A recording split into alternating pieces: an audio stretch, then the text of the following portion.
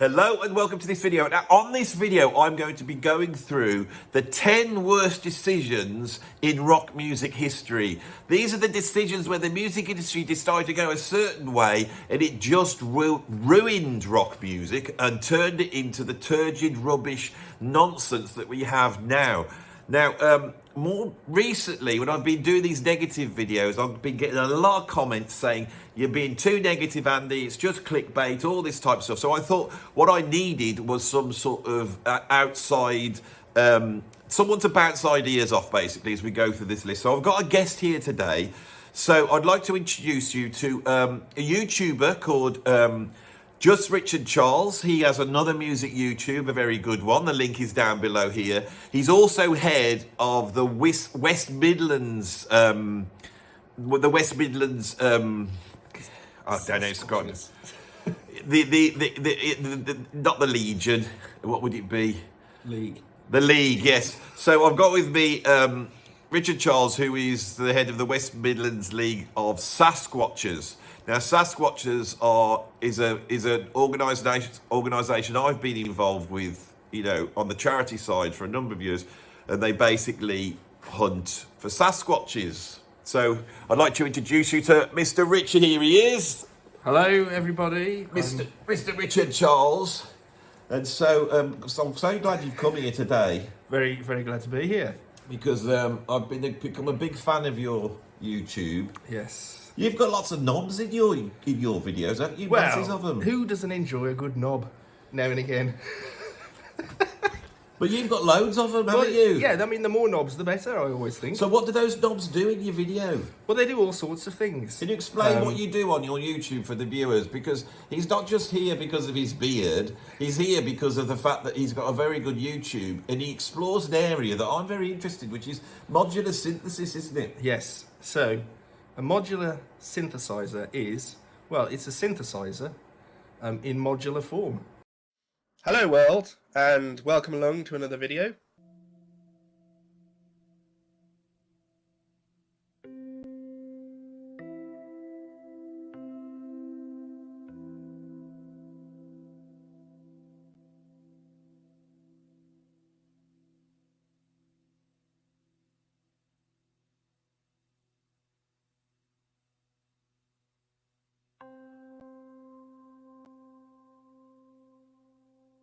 So if we think of a normal synthesizer, which you'd have in a single box. Now what form would that be? With a keyboard, and it's all inbuilt and everything's hardwired together. A modular synthesizer is the same thing, but all of the components are individual. So it's a little bit like Lego. You can build your own device. I like Lego. Yeah. And of course, you know, you could build a device that replicates an existing thing, or you could just build something completely different. Like you can with Lego, you could build the thing on the front of the box, where you could just scrap that and just build whatever you want.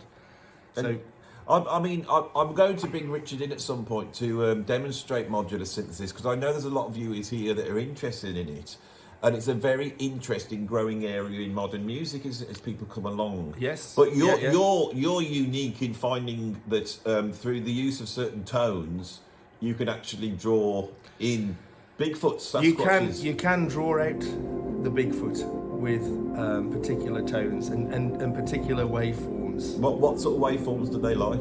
They enjoy a good sine wave. Yes. But they like a layered approach to the tone. A single tone won't do it. You've got to have a layered approach, where you're layering different tones on top. But I mean, this is all for the future here. I mean, Richard's not here to. I mean, I'm fascinated by this, as you know, and I've supported your charity for many years. But he's not here. He's here to basically act as a little bit of a kinder influence, I think, because I get very angry in these. Oh yes, and very angry. I know you're much more of a.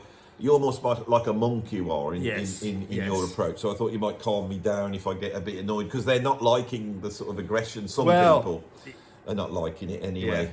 Yeah. The you know, the namby-pamby ones. Anyway, so we will start at number 10. So at number 10, I have on my list of bad decisions is MTV launching in 1981. Now I think this is the first nail in the coffin of rock, because before MTV came along, all you had to be in a rock band was be able to play a guitar, your bass, you form a band, you go and get your record deal, and you could be really, really ugly, right? And it allowed the uglier man access to much more women. Yes. You see what I'm saying? Than they deserved.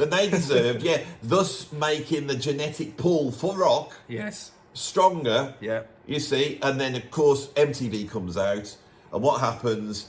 Now you've got to make a video, and before you know it, everyone's got to look pretty. Yeah. And you got all the John Bon Jovis out there and Kip Wingers, and before you know it, rock's gone absolute rubbish. And I think it was a major.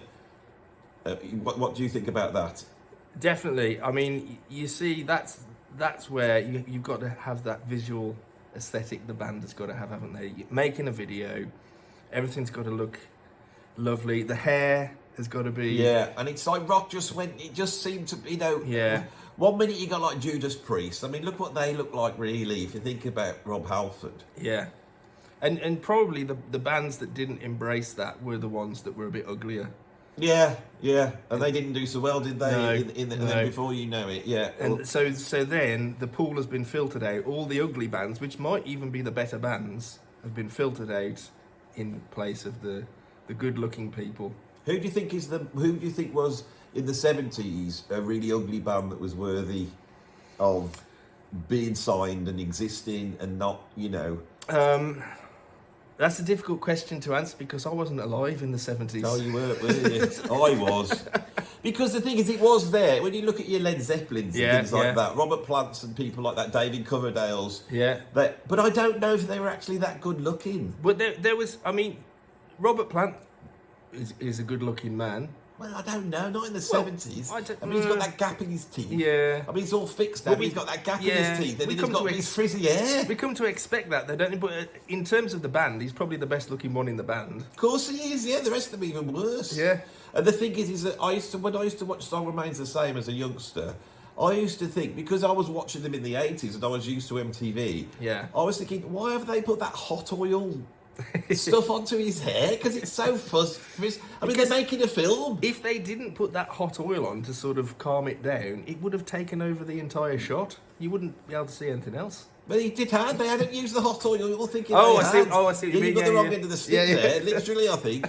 So I think this was a major problem for This is a major problem for rock music. Was MTV came in, and then it sort of favoured a lot more the sort of Madonna types and people who were more showy, and it eroded the ability to play your instruments somewhat. But then also from MTV, it opened the doors for lots of other platforms where video was the important thing. And do you remember there was that thing called the box where you could phone up at a very expensive phone number, and then you could ask for a request or type a number in, and you could play whatever you wanted on the TV. This, That was probably in the 90s more so than the 80s.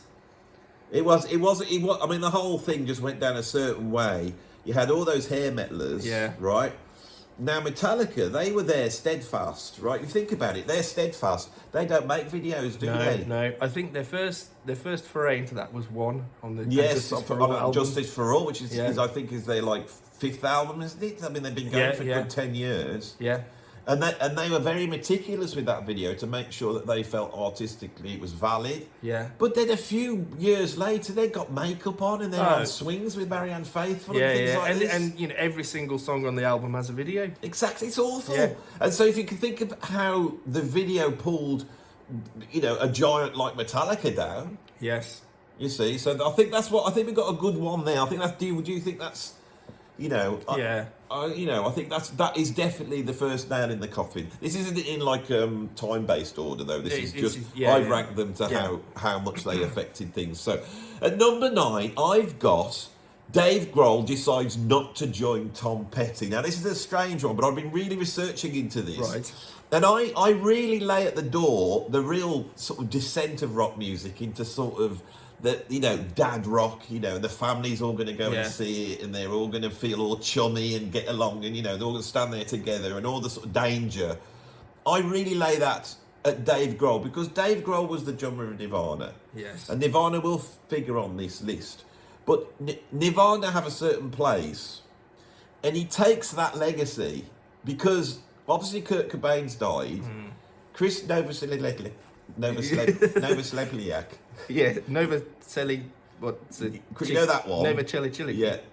I mean, he did the decent thing because he didn't go and form any decent bands. Did he just become a taxi driver or something? What did he do? Well, I don't think he needed to do that because but he had a bit of money. Yeah. See, he started going bald. Yeah. You know, well, and it's not a good look for not a rocker, for a unless rocker. you're going to shave the completely. So you're left with Dave Grohl. That's the Yeah. one. He's the last man standing, and that he's a decent drummer. Yeah. So at this point, I don't know if you know, just after the end of Tom Petty comes along. Now Tom Petty is just rubbish, isn't he? I know people on here will like him, but I don't really like Tom Petty. But he does what he does, Yeah. you know. There's nothing wrong with it. It's like sort of that bland, middle of the road, songy type rock. It's got nothing to do with the proper rock that we're talking about. No.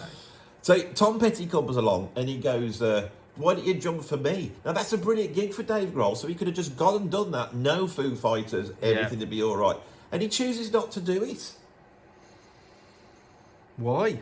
Why? Because he knew his evil plan was to launch off the back end of Nirvana, world domination, and I cannot believe when were the Foo Fighters formed? They're going to be going for 30 years now. 30 years of the Foo Fighters. Why are they still going for?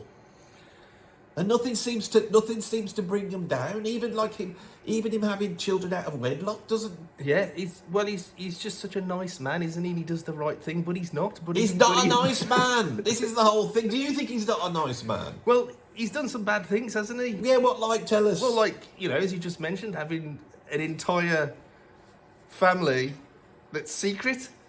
That although did he know about them or did he not know about? I'm not actually sure of the full details of the story, but he discloses that he's got an entire. Oh, is it a whole family now? Well, I don't know. A brood. A brood of little Grohls. Could be, couldn't it? I mean, that's only the ones we know about. What about the ones we don't know about? There could be Grohls all over the world. They could form a band, couldn't they? Yeah. And if the Grohl spawn of Grohl, if the Grohl spawn was to form a band, I mean that's a better name than Foo Fighters, which is the worst. It's like Kung Foo Fighters. Let's take the Kung bit off and just leave the Foo Fighters. I mean, what the hell? I hate Foo Fighters, I tell you, and people like them. Does anybody? What do you lot think about Foo? Put it in the comments below. That I think they're a major nail in the coffin for rock music. They just turned it into this sort of chummy family affair, like the Disney version of rock music. The thing with Dave Grohl is he found a formula for selling records, writing songs that sell records, and he stuck to it, and made a lot of money, and that's it, really, isn't it? Yeah, I know, but the thing is, you can make it. I mean, Led Zeppelin made a lot of money. Yeah. And if you think about it, well, I don't think Led Zeppelin were formulaic. No, that's my point. But Chili Peppers, Foo Fighters, maybe Metallica as well. Don't bring Red Hot Chili Peppers into it. They follow the formula, don't they? They had a peak, and then they. But the Foo Fighters never had a peak, isn't it? Well, no, see, they're all no, going to be no. going. I quite like the first album, like people always do. You know why? Because you bought the first album because you were fooled by it, because you liked Nirvana and you tried to like it. And you thought it was quite good, and so you've bought into that. Yeah. Go listen to it again. It's a pile of crap. It's all chummy and nice, and the Foo Fighters really are. I mean, when I think of Foo Fighters, I think of Jack Black, and Jack Black's band that he had. Yeah. That what were they called? Tenacious D.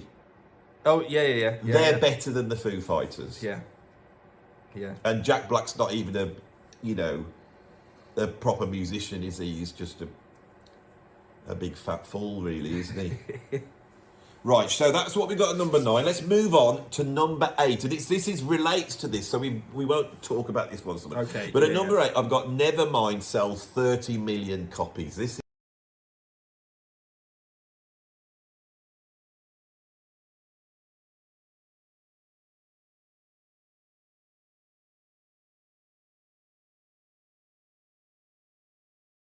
flag, and you've got the Pixies, you've got all that coming.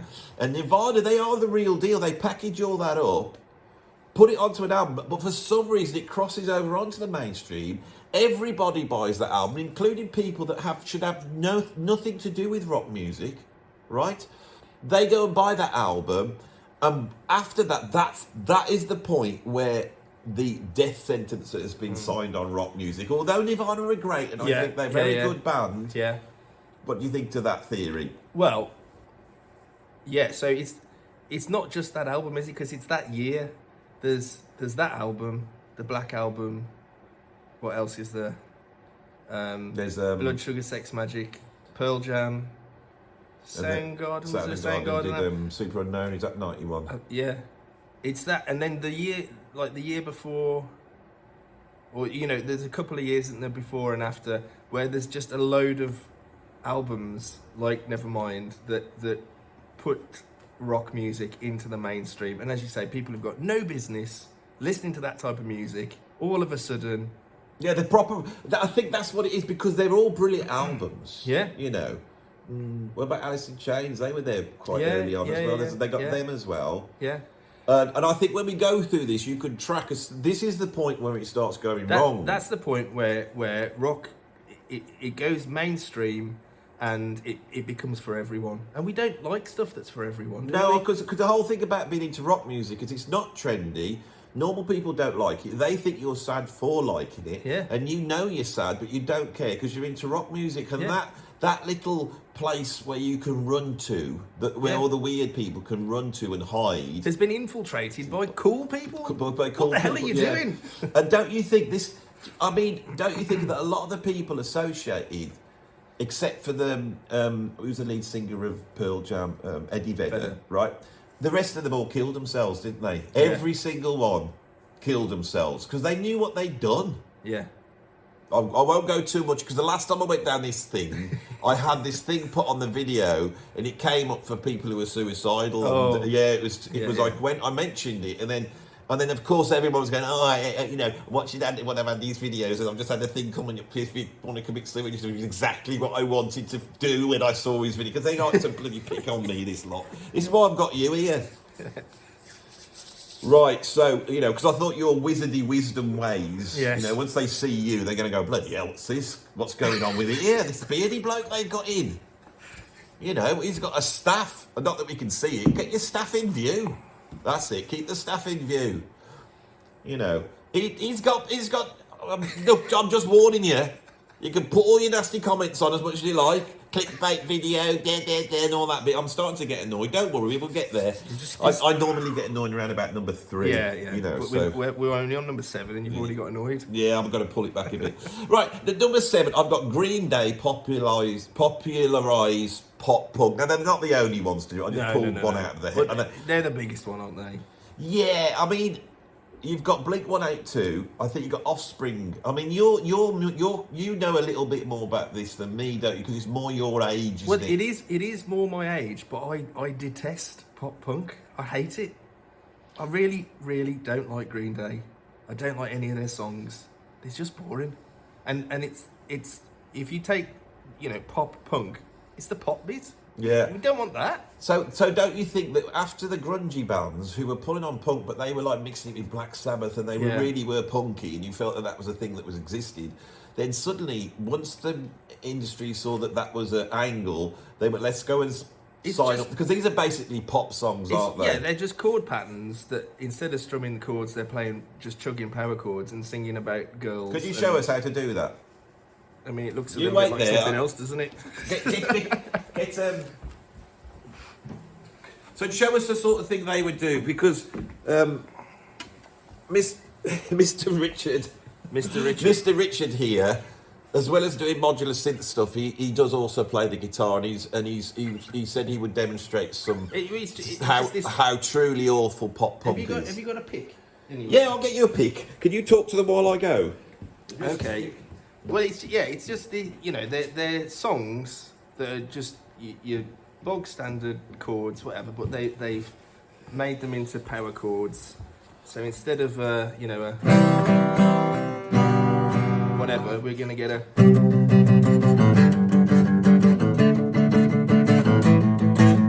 There's a girl and she doesn't like me. I've been living inside a tree. I went out and found her, and she said she wouldn't go out with me.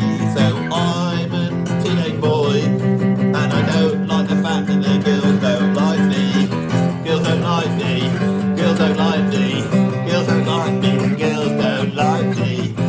don't like me. The girls don't like me. The girls don't like me. The girls don't like me. They don't like me. They don't like me. They don't like me. They don't know.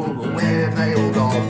I don't like the fact that I'm in the glass of teenage and the girls don't like me. We've just written a hit there, haven't we, if we were in a pop punk band? I'm a bit out of breath doing that. Yeah. I've got to give it to him. There's a lot of energy in that type of thing. That I think we've demonstrated how crap it is, haven't we?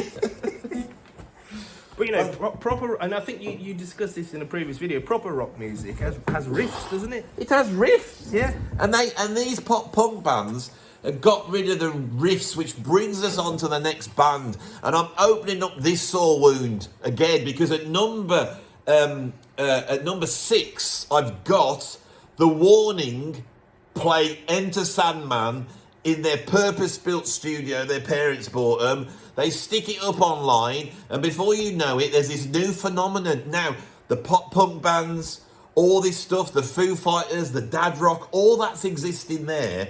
But I feel the big thing about The Warning is, it's almost like the dads that like the Foo Fighters, they've adopted these young ladies. Yes. It's almost like Yes. their daughters. Yes. And they have this protective thing. Now we've had a big, I've had a big run-in with this, and everyone's had a go at me about it. But I'm 100% right here. There's nothing wrong with you middle-aged men liking these young girls. Well, there might be. But the thing is but there's nothing wrong with you feeling paternal towards them and wishing them the best. And they're doing their thing, and they're really, you know, and they're hard workers, and they put the work in. Yes. You know, and they've taken this thing of them as little kids doing Enter Sandman, and they've taken that, and now they're touring the world.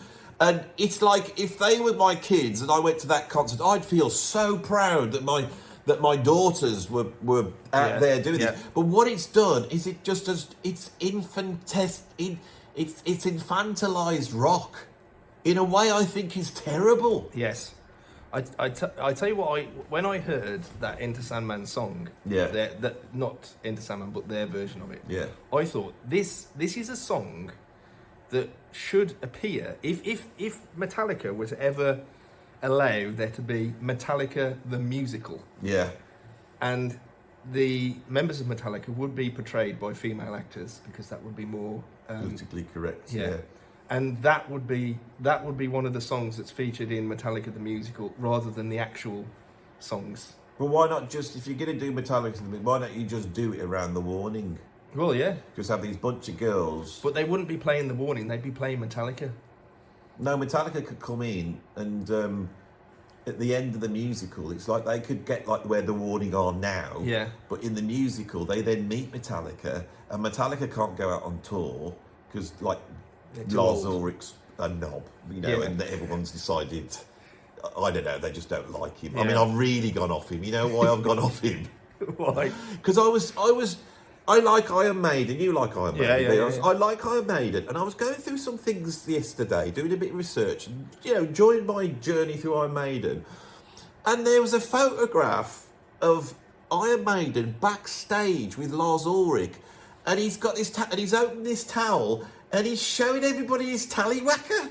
What? Yes, I'm not joking. I'm going to put the photograph up here, but I'm going to censor it. And there's no way I'm having tallywhackers on my. I'll have bottoms. I don't mind a bottom or two, but I'm not having any tallywhackers. I'll tell you that now, especially Lars Ulrich's tallywhacker. Sir. We don't want any of that. Bloody hell! I thought, why has he done this for? Why has nobody mentioned it? Why has nobody told him off? They haven't told him off, and he's sat there, and he's smiling. Steve Harris is there next to him, smiling. But you could, I feel like Steve Harris... Is it an uncomfortable smile? Yeah, because you think he's probably come out of the shower, they say, can I have a photo? And then he's gone, oh, well, I may as well get my tallywhacker out because I'm Lars Ulrich and I don't give a toss about anybody's feelings. So maybe what's happened is, I could be in the musical. Yes. I make this video, everyone discovers what's been kept secret, a bit like the grooming gangs in the UK, that this photograph has been repressed. It's been repressed by the establishment. And I mentioned it, and they don't think this can't be the case. They find it. They say, I'm not going to see Metallica. Metallica have meetings, and we've got to go out on tour because we've got to, you know, make lots of money. But the thing is that we can't go out on tour because everyone's going to try and kill Lars Ulrich for being so disgusting in front of Steve Harris. Because it's almost like abuse, isn't it? Well, it is abuse. He wasn't ready for such a display. Nobody wants that sort of thing in front of them. No. It's terrible. When you see it's right there on the picture. I mean, you have to look really up close, mind. I'll tell you that now. Yes. You have to get pretty up close, you know. Robert Plant, he ain't. What the hell? Right, shall we move on? See, it's getting funnier, isn't it? It's getting funnier, and we are nailing. This is completely on. I think, don't you think? We're on track. Right, this is a more serious one now. Number 5, Radiohead release In Rainbows for free. This got right on my nerves when they did this. Yeah. Because they come across like it's like virtue signaling for rock musicians. They come across really worthy. Oh, we'll just give it away for free, the new album. We spent £100,000 recording it. We've done all the videos. It's probably £1 million we spent, but we're just going to give it away. And they give it away, and everyone goes and grabs it, right? Yeah. Making them more success because they're in a position by giving it away, they can make money. But they then put a precedent out that now they've just when they did that, I'm trying to remember. They gave it away free, or you could donate if you wanted to. Yeah. Was that just for their download? And then on the back of that, they then got a distribution deal, and they sold it all again if you wanted to buy a CD or a record. They're bastards, really. And then they've done the same thing every time, haven't they? I don't think Tom York is as nice as we all think. No. Do you think that? I always think he looks quite miserable. He's he's definitely miserable. He's a very miserable, grumpy-looking person. I mean, and the only thing with him is it really does go against my theory about MTV when they got to be handsome, because he's not handsome, is he? No, he's like an abomination. Yeah. He is. Tom York. I like Radiohead. Yeah. They're very worthy, but when they brought that In Rainbows, I'm never going to listen. I've never listened to it. I don't know what it's like. I've listened to it. I quite like it. I They have are actually got all their albums. But you've got all of them? Yeah, and I've bought them on vinyl. Why? I don't know, because I like them. Yeah, they're a good band. They're not like the Foo Fighters. They're not in that bracket. But what I'm saying, because they're so good and so worthy, and they've become so rich. I fell for the what do you call it? Like the marketing, or there's something here that I haven't quite got to with Radiohead. There's something. I like them. I think they're great. They released the albums on vinyl in these really nice box sets. Having said that, the one comes in wrapped in newspaper or something. I can't remember it. They would do that, wouldn't they? I can't quite express what it is. They're nice products to have, like the packaging and everything. You know, there's something nice about them. I never listened to them. It's just I've bought them and put them on the shelf. If Tom York, if they gave him like 1,000 little like cups with a screw top, like a little jar. Like I've got one here for the studio. I went and got it today. I'll show you it. Oh yes. So say Tom York. These jars have a name, don't they? Yeah, you know a type of jar like this. Well, say you can open that, and then you can put like all sorts of things in there. What's that bit there about? How did you get into it? Is this a jar that's got nothing in it? Look, you take the top off, and it's got a hole, and then that's there. It's sealed. Is it sealed? What's going on with this? Does anyone know how this works? I think your lid's broken. No, it can't be. There's no sharp edge. Is it meant to be like that? This is the sort of thing. This is what I'm saying. If Radiohead was to get one of these, this is a mystery for another day. and then he was to go like, imagine Tom York doing. Oh god, my ears pop doing that. Imagine Tom York's like this. Is he filling it, or he fills it or up? emptying it? He's filling it with his snot. Yeah. And then they brought that out as a Radiohead special. Yeah. Right, everyone would buy it, people and nobody would would. There's nothing they can do what wrong. What you'd have right at the bottom, in amongst it all, would be like a little USB stick or a memory card with the album on that you've got to get your hands in. That's exactly what they would do, Radiohead. And everyone would go, oh, I think that's absolutely brilliant. Yeah, it's really, really brilliant how Tom York uses mucus to seal the beauty of their... They just can't go wrong, can they, Radiohead? No. And I think that's a certain thing. It's like... Are they still in business? Probably. They don't need to be He's got that other business, band, doesn't he? The Smile with other people.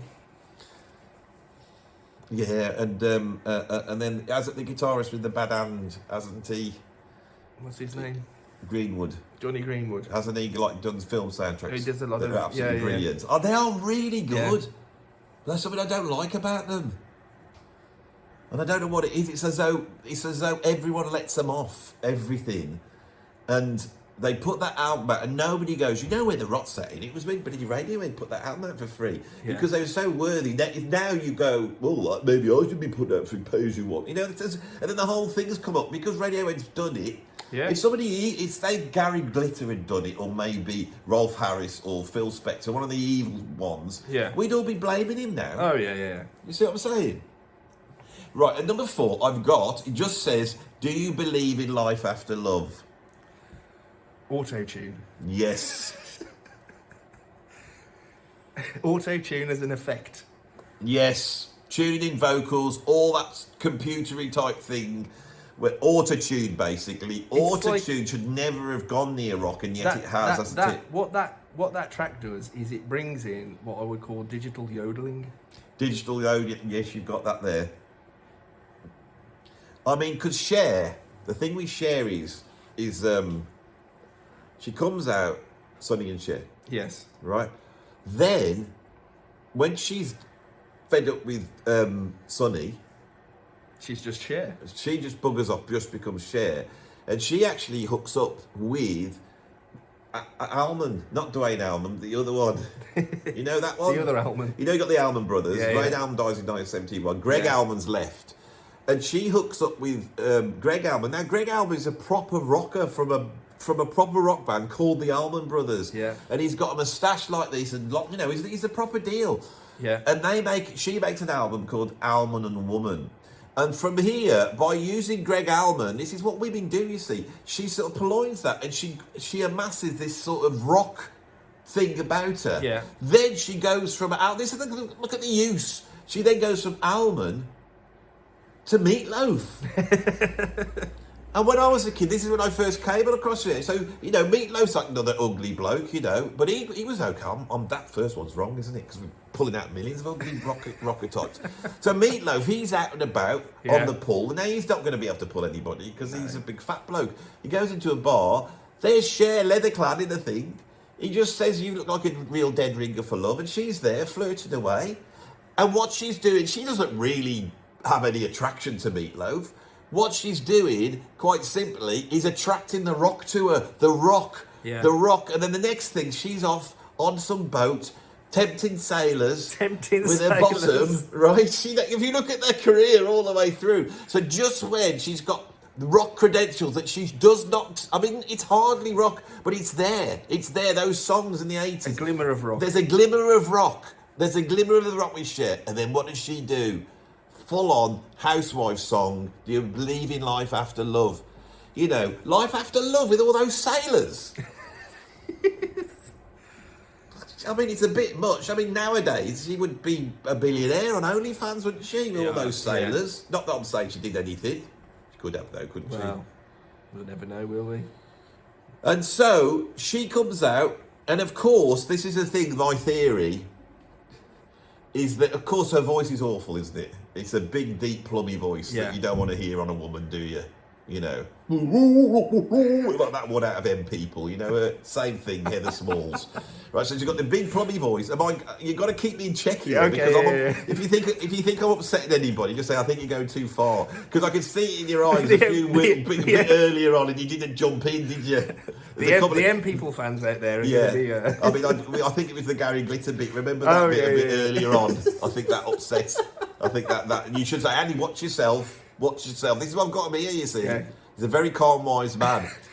So Cher, she's got that horrible plummy voice. Like that. Yeah. So obviously, she's in the studio and the producer's going, yeah. And she goes, well, what do you think about that? Was a good take? And he goes, yeah. We have got this thing here, but I can't think of any use for it because it makes the vocals sound terrible. But we could try it on your voice. It's brand new, it's cutting edge. It's brand new and cutting edge. Nobody else wants to use it. And then they turn this up, and it just, anything at that point with Cher's voice is going to improve it, isn't it?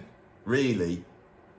And they go, and I bet the producer went, that's made my life easier because I thought I was going to have to go through bit by bit, editing it, all the millions of takes she's done. She's not a strong singer, is she, Cher? She's a good actress, though. Yeah. So I don't know. I think she should go into... Well, she's like 80 years old now. It doesn't matter what she does, really. Yeah. She's not in business anymore, is she? And anyway, so this thing of her... Because she's a crap singer and she's purloined the rock, So they wouldn't have done this to any other singer, put Autotune on. They wouldn't have done that to Aretha Franklin or Tina Turner or even a Bonnie Whitney Tyler. Houston. They wouldn't have done. But even like the sort of Bonnie Tylers, these female Lita Fords, these ones, they wouldn't do that. They wouldn't need to, but they have to do it with Cher. And then that's introduced this sort of computerization of rock music. So we've now got that in place. At number 3, 2001, Nickelback put out How You Remind Me. Yeah.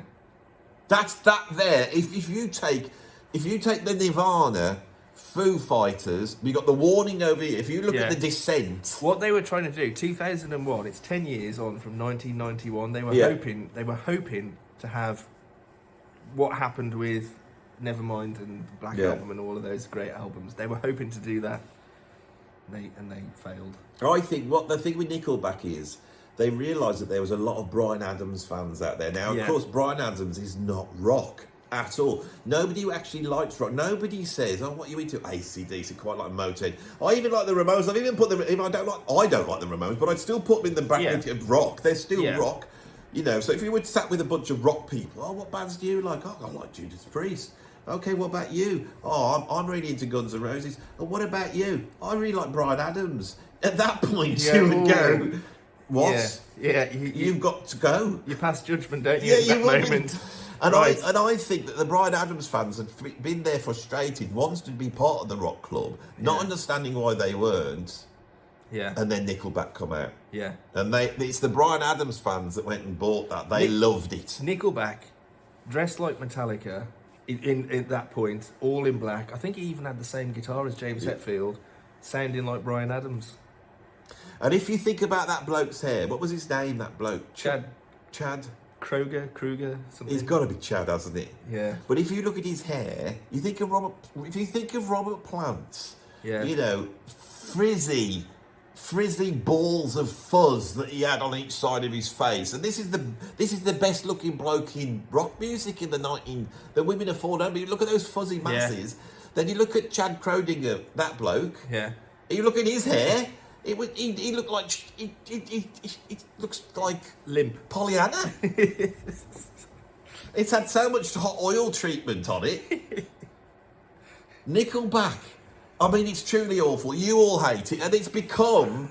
I actually feel sorry for them because they're the butt of all rock music jokes, aren't they? Yeah, totally. Everyone hates them, but they carry on. Are they still going?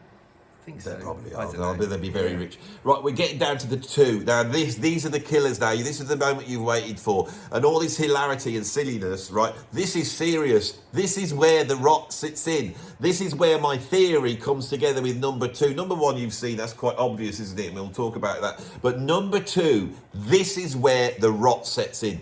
Def Leppard, right? So Def Leppard, new wave of British heavy metal band. Brilliant band. Proper rock band. Yeah. On Through the Night, High and Dry. Great album, right?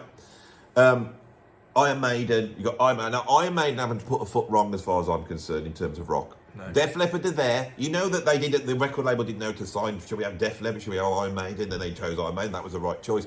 But Def Leppard are really good, right? So, 80s come along. Their drummer, Rick Buckler. Oh, that's the bloke at the jam. What's his name? Rick Allen. Yeah. I've been really able to remember a lot today with you. Having you here is like an old person. You've triggered something in me. You know, so I haven't been going. I remembered, like when they're seen on, they can't remember stuff. And they bring in somebody that looks like, say, W.G. Grace, the cricketer like you, and it reminds them of their childhood. Yeah, and all the facts. The facts come back because I haven't. I've virtually got every name today. Yeah. Because somebody had a go at me on the channel about this. Anyway, you don't remember the names. So Rick Allen, he's driving along in his car crash, falls out, arm off, got no arm. Now what are they going to do? Get another drummer? No, he's going to carry on one-handed. Yeah. He's going to carry. But the trouble is. And it's not his fault, and I do not blame Def Leppard. No. But at that point, you have electric drum sounds. He starts playing electric drum sounds, right? That's how they did it. And Def Leppard is the first rock album to not have real drum sounds on it. So that combined with the Autotune of Cher. Well, that's it, isn't it? We might as well pack up and go home. And now, because rock music it's not real. I mean, Richard will back me up here, because I don't think the audience realise this, but modern rock music is not real, is it? No. And, in my younger days, I would listen to records and assume it was. Yeah, you would assume assume it until I was. was older and found out how things were done, and he's like, oh, right, that's how... So if you want to know, if you want some actual interesting rock information as well as all the silliness, right, that Def Leppard got no choice. And I can remember, I thought, how's he going to do this? And what he did, they put a snare drum on his left foot. Yeah. So he can go, and then he's done. Like that. Yeah. That's how he does it, right? No other way to do it. But then the doors were left open. Yeah. And then, who produced Nirvana? Was it Butch Vig? Yeah. You know that it's him that did it. Yeah. They took that snare drum sound and they before the computers came in, when Nirvana came out and all those bands you mentioned, that snare drum sound is a drum machine sound. Yeah. And it's triggered. Yeah. Right? And at that point, there's no drums on anymore. It's just all programmed. Yeah. The guitars are tuned in like vocals, and it's not tuned in, but they are not real amps, and it's all smoke and mirrors. Yeah. And it's ruined rock music. What we need is three guys, guitar, bass, and drums, in a room playing together. That's all. That would sort it out. It would sort it out. But I don't know if people can handle that. They wouldn't like it. If they actually heard somebody really playing, they wouldn't like it. So at number one, right, now if you look at the story of this, there's certain culprits. We've had Radiohead's a bit of a culprit. Yeah. Nirvana's a bit of a culprit. Metallica's has featured all the way through this, right? And I think the Tallywhacker incident, which I think have alerted the people to now, which I'll put the picture back up. Don't worry, I'll censor it out with a tiny little... The word Tallywhacker, I mean, you could always call it Talico-whacker.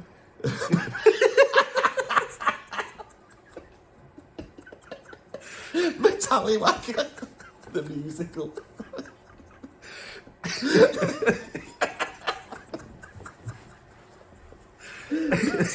I was worth you coming. You're a bit rubbish up until then. It was me carrying the whole thing. But you've redeemed yourself there with my Tallywhacker. But that's why I've got him here. He's quiet. He's quiet. He's not as, you know. That's why you got to go over to your YouTube, isn't it? Now I'm waiting to get to the end. Do you do stuff like that on your YouTube? That's fun. No. Why not? I don't know. My Tallywhacker. My Tallywhacker. Look, I'm crying now. I'm laughing so much. Oh, this is going to be the best video I've ever made. The arc of humour and the information that's been in here, and we've solved what's killed. Anyway, Metallica, they took on Napster, didn't they? And they went from being, you know... Was it Metallica or was it just Lars Ulrich? I think it was just Lars Ulrich. He was like, I'm going to do this by myself. He did it for Metallica. So I better say for people who are young or don't know about this Napster came out in about... late 90s, early 2000s, probably mid 2000s actually. Now I've got my bearings. Around about 2004, I'd say. And what Napster it did, it was like a file sharing thing, like what they call torrent files. Yeah. So it, like you sign up to it, you've got a track on your computer, and it like takes that and sort of can take a bit from that computer, so it was a file sharing thing, and so it just kills. It kills even like commercial downloads, just kill the whole thing. And this is back in the day. We all knew about it. I don't know if we had, did we have commercial downloads? Not really. At that Came point? in before. There wasn't really streaming. This was how streaming started, really, because everyone was doing it. Movies, music, books, whatever. You just go onto a torrenting thing. LimeWire was another one. So the reason why people don't realise it, the reason why Spotify is virtually free, you can just go and listen to any music and no one put up a fight, is because of Napster. Because what happened was Napster came out, and I literally had these file sharing things. I wasn't on Napster, but I would go to bed and go, well, I'll have all Fleetwood Mac's discography, and I'll have all. And you would just grab them all. Leave it on overnight while you're asleep, and And then I had my little iPod. Yeah. Next morning, drop it into the iPod, and I was walking around with a whole discographies in this iPod in there, you know. And so when they started to try and that's the The Pandora's box, the things out of the box, isn't it? Yeah, yeah. What's out of the box? Piracy. No. What's the metaphor I'm looking for? Pandora's box. No, and the other one when you go, he's let the Cat out the bag. Let's let the cat out the bag, hasn't it? Once that cat's out the bag, Yeah. you can't put the cat. Well, you could if you wanted. You could. It's very difficult though. Have you ever tried putting a cat in a bag? Millions of times. You know when you've got an unwanted cat Yeah. and you put them in that bag with It's the easy to brick. put them in a box though, isn't it? No, you can't put it. That's cruel. Oh, okay. Even if there's holes in the top of the box for them to breathe. Well, they'll survive then. If you want to kill a Yeah. cat, you put it in We a better- bag with a brick and stick it in a. Better kill it first, I want you. And it's easy to get it in the bag. We've gone off on a real tangent now. I have never killed a cat in my life. I've Oh. never killed any animal higher than a spider. I might have killed a mouse. No. I killed a badger once. Oh, driving your car? But I Not on purpose, though. No. And what happened was there was a car coming this way and I was going that way and the badger ran. It missed the car coming that way and then it hit me. In fact, it might have just clipped that car, bounced off the front of my car. I felt ever so terrible. I stopped the car. It was a country lane. I went to see if the badger was okay. He wasn't. He wasn't. He was gone. He was gone. I pulled him to the side of the road and said a little prayer and went on my way. Look at the lowly badger, prince of the forest. He is trying to get in your bin. He will dig through your fences and he'll dig up your carrots and peas. He's a naughty badger. I was getting to having a badger coming in the bottom of my garden, and the amount of damage he was doing was unbelievable. It was like you don't realise what they do. I had some fences. You think they're going to go and dig a little hole? They just smash through. They just smash their way through, and then when they get in, they've gone up and got my guitars and smashed them on rocks, you know, and then smashed the rocks up. The damage he'd done, and we were trying it, and I was putting metal up, and he was coming and smashing the metal up, and I was really getting angry with this badger. I was really angry. Then I come home, I drive home, pull onto my drive, and there, lying on the side of the road, Oh no. was the badger. Oh dear. Dead. And I've got to be honest, I didn't feel like that was a good thing. I was because even though I was doing battle with the badger, I respected him. I didn't wish death on the badger. He was a sparring partner. Yeah. So the thing about the cat in the bag, that was a joke. And going back, you know, just tracking it back in the same way, you can't let a cat, don't want to let the cat out of the bag because once it's out of the bag, you can't get it back in. It's the same thing with downloading. Anyway, it doesn't matter. It's number one. You know all about Napster. There's a billion videos out there. That's not the point of this video, was it? This wasn't the point of this video. It was another point of this one. We're at the end of it now. Yes. Can I ask you a favour before you go? Right. Yes. I've got my own forest. Right. Attached As to... as every Englishman should. Yes, you know, when I took this studio on, I haggled and I said, well, I'm not taking it along unless I've got use of the forest. Yeah. And I don't think it's a badger that's causing the trouble I'm getting here late at night. Right. Could be a badger. Okay. But I don't know whether it's some sort of Bigfoot. It could very well be because the Bigfoots, they do like the forest and they do sometimes creep out the edges of the forest at night time. They're very curious creatures. They like because he's not. If there is a Sasquatch in the forest, he's not causing the sort of damage that a badger would. He's much cleverer and much more subtle. So, for example, I came in here the other day. I come up here. I block the door. The door's open. Don't know how it's open. I walk in. I go to sit and work on one of my tracks. I'm playing it. I'm going, this is not right. And I listen to it, and I've got like a D minor 7 chord going down to a G7 and then going to a C major 9. Right. And I look and the G7 chord has got a sharp 9 in it. And I didn't even put that there. Who's put that there? I don't know. And I'm thinking, who's going to come up here? Someone's been fiddling with your sharp 9s. They've come up and done, they've and a few other things like that as well. Yeah. And I thought, this has got to be the work of Bigfoot. It does sound like a Sasquatchian event. Yeah, because they'll do stuff like this. They will. Because they're very creative, aren't they? Yeah. Apparently. Oh, yeah, very creative, and they. It was better than what I'd come up with. Yeah. That's how I knew it was a Bigfoot. If it had been a human, it would have been worse because I always come up Yeah. with really good stuff, you see, and then someone else comes, and this is why I don't work in bands anymore because I find it frustrating working with. Would you work in a band if it was a band of Sasquatches? Of course I would. They'd be the best band in the world. So, shall we go? Oh, can you go through the forest? I can cast a glance over you. Just have a look, and we'll see what's. And so this video has been a good video, I think. You put in the comments that you think it's good as well. It's been useful. I'm a music channel, but I'm going to film.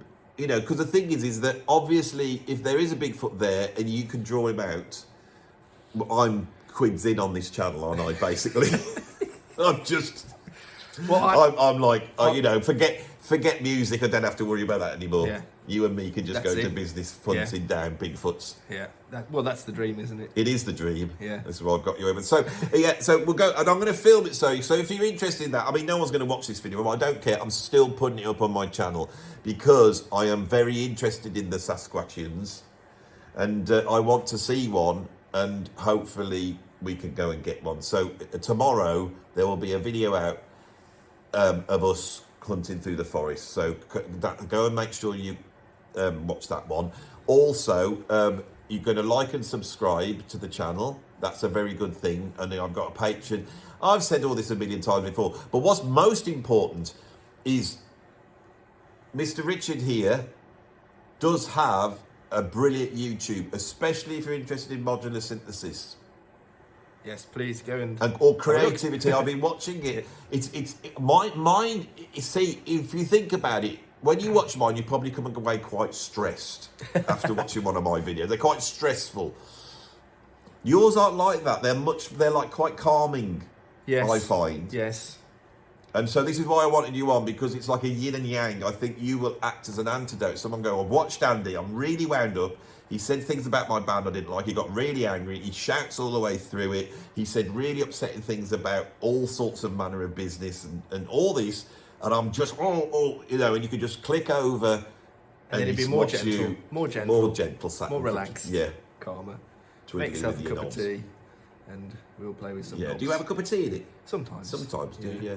And the thing is that if any of you are interested in the Bigfoot side of Mr. Richard here, and that aspect, because I brought this out, he's kept it quite quiet, but you are not getting the work, are you, with the old Bigfoot? So. No. So if anyone out there does have problems with Bigfoot and they'd like me to come and take a look, or some advice, yeah. And if that you could have that as a bit on your channel, little side offering. Yeah, I think. I mean, if we don't get any, if we don't find him today, you could have to come down to do some more Bigfoot hunting. Yeah. Well, if you like the idea of the Bigfoot hunting, I don't mind doing that on my channel actually to get the idea off the ground, because I've always thought it'd be a very good thing. Anyway, just wittering on now. Bloody, I said this was going to be half an hour long. An hour, nearly, yeah.